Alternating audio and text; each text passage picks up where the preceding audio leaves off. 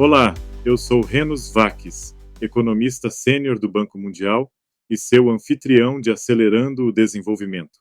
Ideias para Impacto.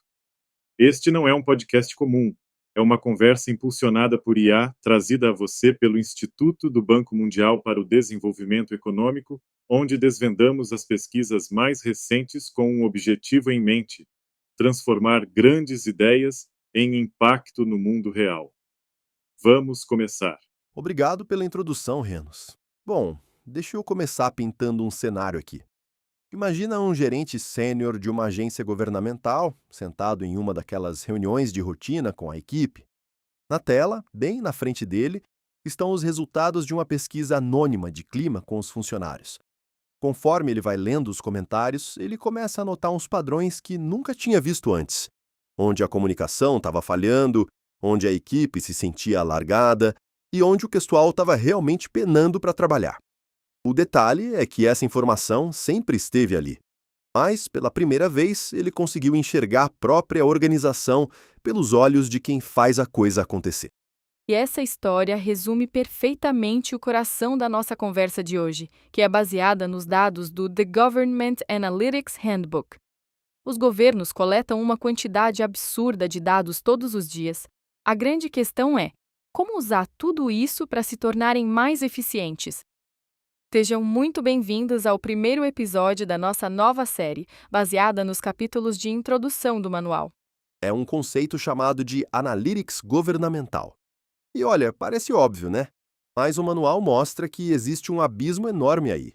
O setor privado já gerou trilhões de dólares em valor usando inteligência de dados. Mas os governos ainda estão a passos atrás na hora de olhar para o próprio umbigo com essa mesma lente. Exatamente. Pensa comigo. Cerca de 154 economias pelo mundo já criaram instituições de governo digital. Investiram pesado em digitalização. Só que pouquíssimas sistematizaram o uso desses registros digitais para, de fato, melhorar o funcionamento do Estado. Ou seja, temos um monte de dados parados ali nos servidores, mas ninguém usa isso para diagnosticar os problemas reais dentro de equipes ou órgãos específicos. Para quem está ouvindo a gente e trabalha no setor público, isso deve soar bem familiar. É um desperdício de oportunidade gigantesco, bizarro. Mas é aí também que a coisa fica interessante. Não estamos falando aqui de propor aquelas reformas caras, de cima para baixo, que geralmente dão errado. A ideia é usar o que já está lá, os dados que já existem. Tá, então vamos para o primeiro grande ponto. O que acontece quando os governos realmente começam a usar esses dados? Olha, o salto de desempenho pode ser enorme e o resultado vem rápido. O retorno econômico é impressionante. Impressionante como? Me dá um exemplo prático. Vamos lá. Na Federação Russa, uma análise mostrou que se eles melhorassem o desempenho só daquele primeiro quarto de agentes públicos de compras que tem pior rendimento, daria para economizar cerca de 10 bilhões de dólares americanos, todo santo ano. 10 bilhões? O que isso significa na prática? Isso equivale a 15% de todo o gasto em saúde pública do país.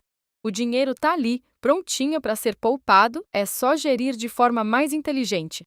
Entendi. Ok, isso é muita coisa. E não é só questão de economizar, certo? Lembro que o resumo falava de arrecadação também. Sim, no Paquistão, um estudo descobriu que se eles oferecessem aos fiscais de impostos que tivessem o melhor desempenho o direito de escolher a cidade onde queriam trabalhar, o potencial de aumento na arrecadação de impostos seria de 40%. 40%? Só usando o incentivo que nem é financeiro para motivar as pessoas? Exatamente. Ou olha o caso da prestação de serviços. Na Itália, os dados mostraram que algumas agências de previdência social demoram 2,5 vezes mais do que outras para processar processos parecidos. Só de remanejar os melhores gerentes para as maiores agências, a produtividade subiria 7%. Agora faz sentido. No fim das contas, não é só sobre números, é sobre pessoas. Na Nigéria, por exemplo, a qualidade da gestão estava diretamente ligada ao fato de uma estrada ou uma escola sair ou não do papel. Sim, uma gestão melhor aumentava em 32% a chance de um projeto ser concluído. E às vezes esses dados podem evitar uma crise feia. Você está falando daquele exemplo do Brasil, né? Esse mesmo. Os analistas no Brasil projetaram a folha de pagamento e as aposentadorias futuras de cada funcionário público federal. As projeções mostraram um desastre fiscal no horizonte. O cenário mais caro custaria quase 50% a mais do que o cenário mais barato. Entendi. Então, esses dados brutos deram ao governo a munição que ele precisava para negociar mudanças legislativas duras antes que fosse tarde demais.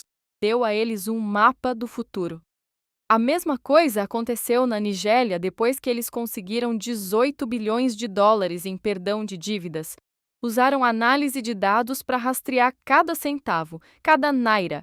E o sistema descobriu que um ministério tinha recebido 475 milhões de dólares, mas não tinha concluído uma única obra. Gente, é inacreditável. Mas descobrir isso permitiu que eles criassem formas novas e muito mais eficientes de gastar esse dinheiro, imagino. Exatamente! Você troca o achismo e a desconfiança por evidências. Legal, o potencial está claro. Mas é aqui que a porca torce o rabo, imagino. Como um governo realmente constrói essa capacidade? No relatório parece lindo, mas qual é o caminho das pedras? E esse é o segundo ponto-chave. Existe um modelo super prático para isso. Tudo começa com um conceito simples, chamado função de produção da administração pública. Nossa, isso parece bem acadêmico, hein? Parece, mas a ideia é simples. Pensa como uma receita de bolo. Você tem as suas entradas, ou inputs, que são as pessoas, as mercadorias, o orçamento. Depois você tem os processos, aquelas práticas de gestão, a cultura interna. E tudo isso gera as suas saídas e resultados, os serviços entregues na ponta para o cidadão. Entendi. Então você basicamente encaixa os dados que tem nessa receita simples. Isso aí. Nas entradas, você analisa os dados da folha de pagamento para ver se os salários são sustentáveis ou dados de compras públicas para caçar produtos supervalorizados.